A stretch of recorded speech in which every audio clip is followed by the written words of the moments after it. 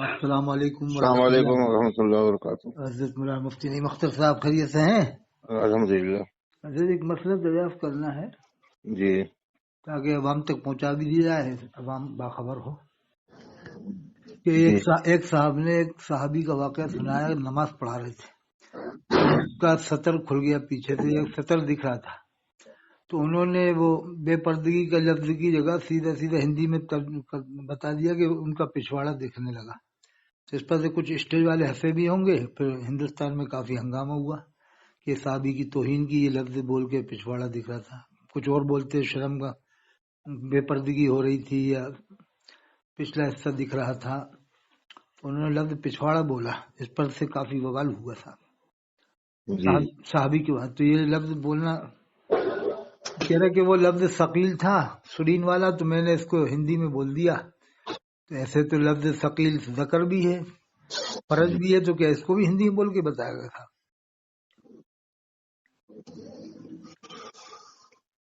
ایسے الفاظ سے ذرا پرہیز کرنا چاہیے جی تاکہ جی اس قسم کی بدمزگی پیدا نہ ہو، جی اختلاف انتشار بین المسلمین پیدا نہ ہونے پاؤ۔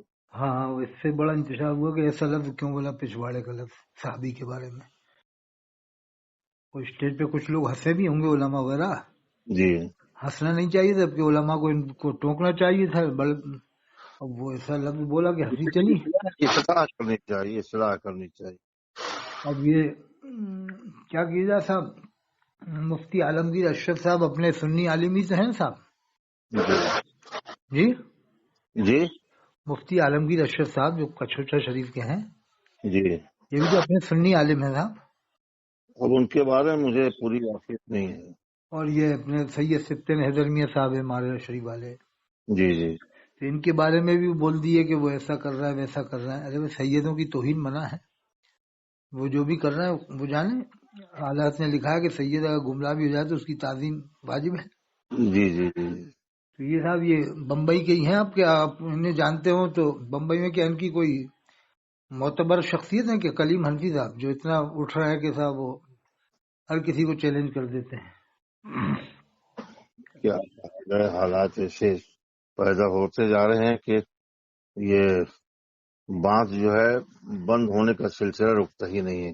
ہاں نہیں سر، نہیں رک رہا 100 سال سے اسی اختلاف کو ختم کرنے کے چکر میں ایک جی دوسرے کی جوابی کارروائی کر رہا ہے، ورنہ کوئی مان ہی نہیں رہا غلطی اپنی۔ ارے ہم کہہ رہے ہیں غلطی مان لو، جس کی بھی ہو مان لو، اس میں کیا جا رہا ہے؟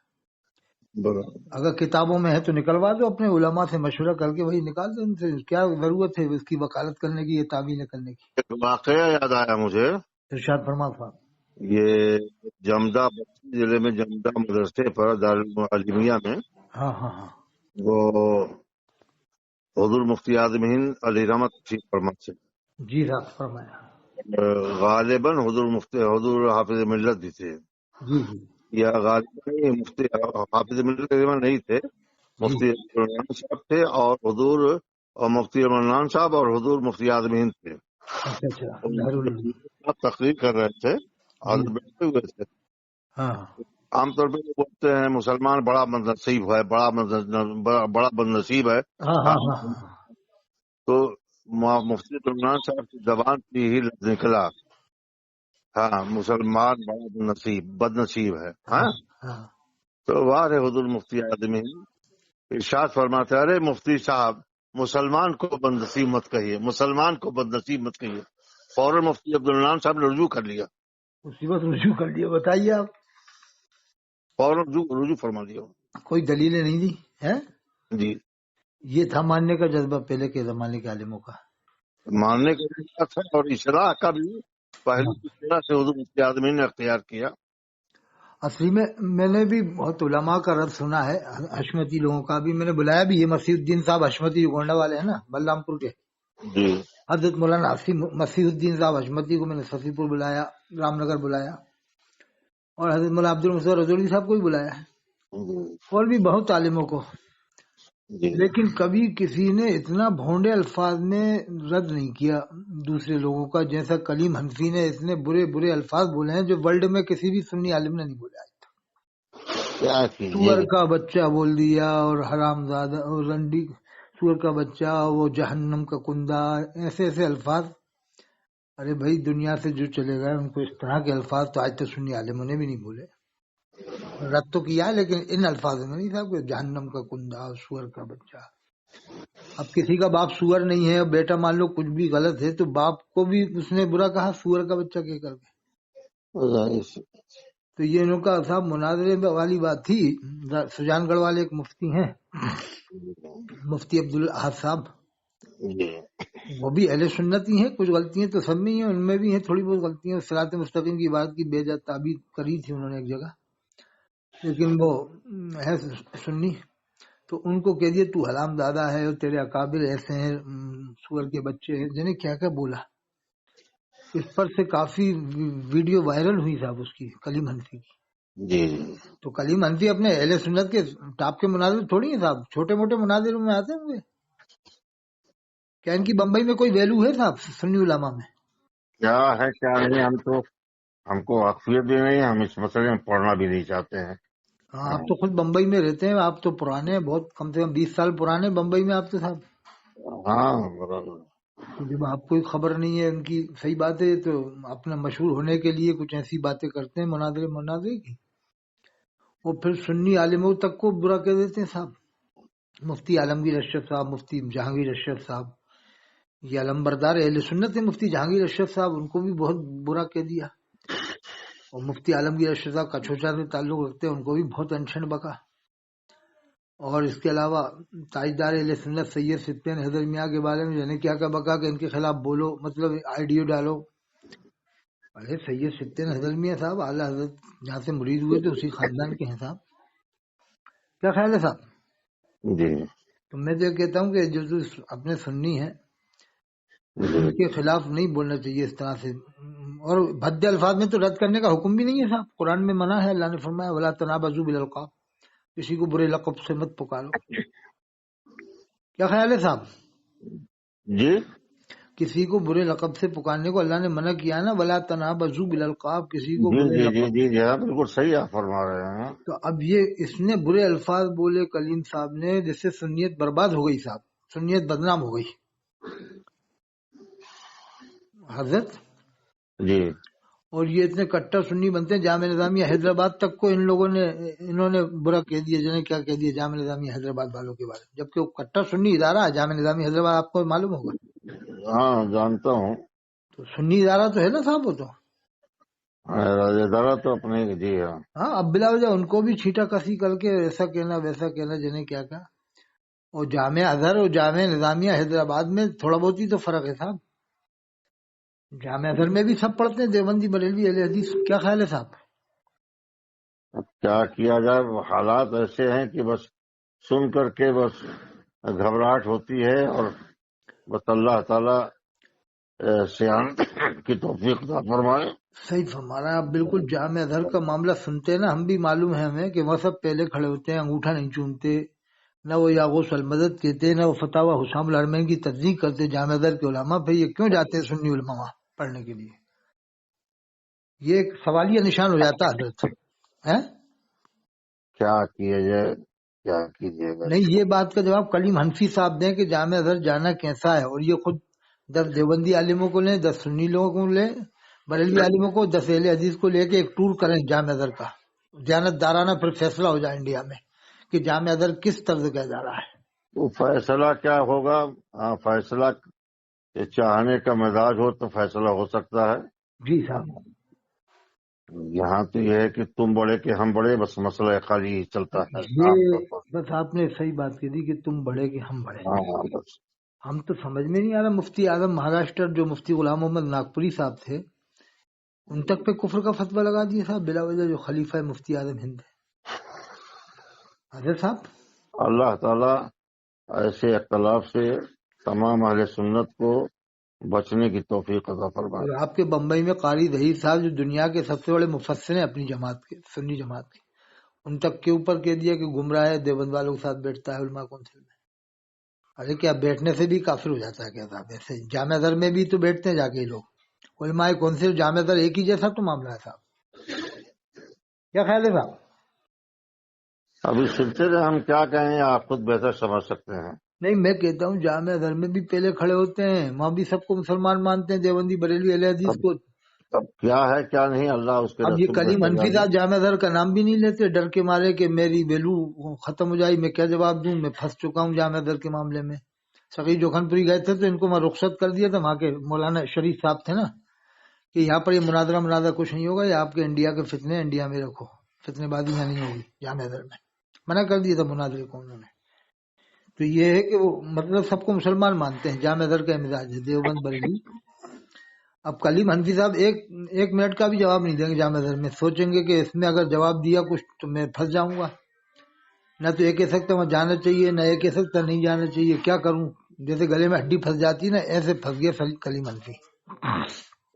کیونکہ وہ ثابت کیسے کرے گا انہیں سنی، کیونکہ فتاوی اسامہ کی تصدیق نہیں کرتے، امام حرم کو مسجد نبوی کے امام کو مومن مانتے ہیں، دیوبند نظر سب کو پڑھاتے ہیں، ان کا رابطہ بھی زیادہ تر دیوبند والوں سے ہی ہے۔ حضرت صاحب اللہ اس کے رسول بڑا بہتر کلیم جانے۔ حنفی اس معاملے میں بہت پھنس گیا جامع ازہر کے، یار میں کیا کیسے ثابت کروں کہ وہاں جو نماز پڑھاتے ہیں وہ کس ٹائپ کے لوگ ہیں، صلح کلی ہیں، دیوبندی ہیں، اہل حدیث ہیں، بریلوی ہیں، وہاں کٹا بریلوی تو ملنے والا ہی نہیں ہے جامع ازہر میں۔ تو اب یہ پھنس گئے جامع ازہر میں، جو بھی گئے تھے نا، رامپور کے مفتی صاحب گئے تھے، فیضان رضا صاحب بریلی کے بھی گئے تھے، تو اب یہ جواب نہیں دیتے کہ ہم نے وہاں نماز پڑھی کہ نہیں پڑھی کسی امام کے پیچھے، اس امام کا نام بھی نہیں بتاتے، یا تو جھوٹ بولیں گے کہ ہم بجا کے پڑھتے تھے، مجا کے، ارے کلیئر بتاؤ، حلفیہ بیان دو کہ ہم فلاں امام کے پیچھے پڑھتے تھے، تو جب اس کے پیچھے پڑھتے پھر جامع ازہر میں کیوں گئے، اس کا مطلب تم جامع ازہر کے امام کے پیچھے نہیں پڑھتے تھے، تو تم ایسی جگہ گئے کیوں جب تمہاری نماز صحیح نہیں ہو رہی، اور 3 سال تک یا تو تم نے جمعہ چھوڑا، اگر یہ کہتے ہم نہیں پڑھتے تھے 3 سال جمعہ چھوڑ کے آ رہے ہو تم لوگ، کیا حکم ہے تم لوگوں کے اوپر؟ صاحب یہ پھنس جاتے ہیں صاحب جامع ازہر کا نام سن کے ہی، اس لیے میں تو کہتا ہوں کہ ان چکروں میں ہی نہ پڑا جا صاحب، کیا خیال ہے صاحب؟ اب کیا کہیں، اب تو آپ خود بہتر سمجھ سکتے ہیں بھائی، اس چیز کو جانتے ہی ہیں آپ۔ آپ نے تو ابھی مفتیان کا واقعہ بتایا نا، جمد شاہی کا بہت اچھا واقعہ بتایا، وہ مفتیان کے زمانے میں اختلاف بھی نہیں تھے صاحب، سب سنی ایک تھے، ہم نے تو یہ معلوم ہے، ابو العلائی، چشتی، قادری، سہروردی سب ایک تھے، اور صدر العلماء مولانا تحسین رضا خان صاحب کے زمانے میں بھی اتنے اختلاف نہیں تھے، حضرت مولانا تحسین رضا خان صاحب رحمۃ اللہ علیہ وہ بعمل عالم تھے صاحب۔ آج کے دور میں تو انہیں مانتا ہوں صاحب، مفتی صالح صاحب بریلی میں زندہ بزرگ شخصیت ہے، ایک شیخ الحدیث ہیں جامعۃ الرضا میں، اچھا اچھا، اور ایک عاقل ملت شارع بخاری حضرت مولانا مفتی عاقل صاحب جو منظر اسلام کے زبردست عالم ہیں اور شارع بخاری ہیں صاحب، جی بہت زبردست مفسر ہے، بہت زبردست وہ ہے۔ اور ایک اور ہیں مفتی اعظم مراد آباد حضرت مولانا مفتی ایوب خان صاحب نعیمی، جی وہ افقاہ الفقہ اور اس زمانے کے فقیہ الہند ہیں صاحب مفتی ایوب صاحب۔ جی میں تو ایسے لوگ، ایک آپ کے بمبئی میں قاری ظہیر صاحب، میں ایسے لوگوں کو مانتا ہوں صاحب، بمبئی میں جو قاری ظہیر صاحب ہیں دنیا کے سب سے بڑے مفسر ہیں صاحب آج کے دور میں، اور ایک علامہ طاہر القادری کو بھی میں مانتا ہوں کہ کمی سب میں ہے، طاہر القادری میں بھی کمی ہے، سب میں ہے، لیکن سنی عالم تو ہے صاحب طاہر القادری، اہل بیت کی شان بیان کرتے ہیں، صحابہ کی بیان کرتے ہیں، اولیاء اللہ کی تعریفیں کرتے ہیں، اور کیا چاہیے صاحب سنی ہونے کے لیے؟ اب یہ کلیم حنفی تو آنکھیں بند کر کے کافر کہنا چاہتے ہیں سبھی کو۔ کلیم حنفی صاحب قاضی ظہیر صاحب کے بارے میں بتائیں کیا خیال ہے ان کے بارے میں، اور الیاس قاضی کے بارے میں کیا خیال ہے جس نے اپنے بال کو بال مبارک کے بڑھوایا، اپنا میلاد پڑھوایا، فیضان سنت نے جھوٹے خواب چھاپے کہ ایک چیز معذرت کے ساتھ پوچھنا چاہوں گا، جی آپ کا مطلب یہ ہے کہ آپ کی مصروفیت کیا ہے؟